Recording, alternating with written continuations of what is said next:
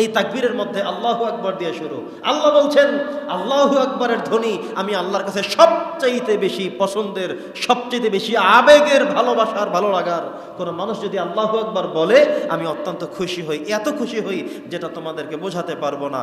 খুশি হওয়ার কারণেই আমরা যে নামাজ আদায় করব, এই নামাজের আগে আমাদেরকে আজান ধ্বনি দিয়ে ডাকা হয়। সেই আজানের ধ্বনির প্রথম অংশ আল্লাহু আকবার, ঠিক কিনা বলেন? আল্লাহ বলছেন আজান দিবা মানুষকে ডাকবা, যেই শব্দটা আমার কাছে ভালো লাগে সেই শব্দটা দিয়ে মানুষকে আহ্বান জানাও নামাজের জন্য। শুধু তাই নয়, আমরা যে নামাজ আদায় করছি শুরুর দিক থেকে যখন শুরু করি তখনই আল্লাহু আকবার।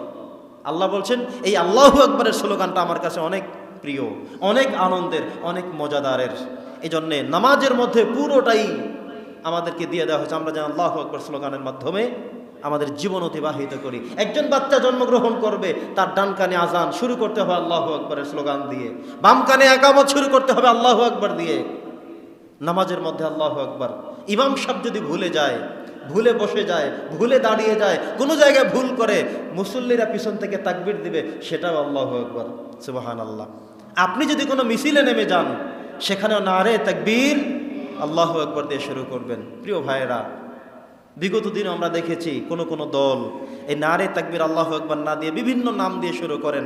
আপনাদেরকেও বলছি, যখন আপনি মিছিল করবেন প্রয়োজনে যেটাই আপনি বলবেন সেটা 2 নম্বরে আসবে, পরে আসবে, তার আগে প্রথমে শুরু করবেন নারে তাকবীর, জোরে বলেন আল্লাহু আকবার। পারা যাবে ইনশাআল্লাহ।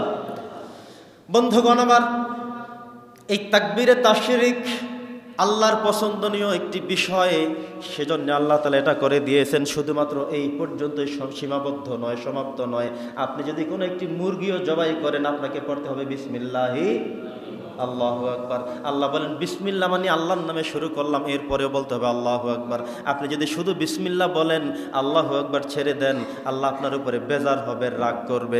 কারণ দোয়াটাই হলো বিসমিল্লাহি আল্লাহু আকবার।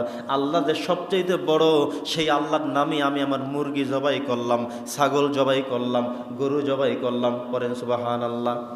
তাহলে আল্লাহু আকবারের গুরুত্ব কি বোঝা গেছে? একটি গরু জবাই করতে গিয়ে দেখা যায় আমাদের সমাজে কখনো কখনো 3 জন, 5 জন, 7 জন, 8 জন, 9 জন, 10 জন গরুর শক্তি অনুযায়ী আমরা ধরি, ঠিক কিনা বলেন?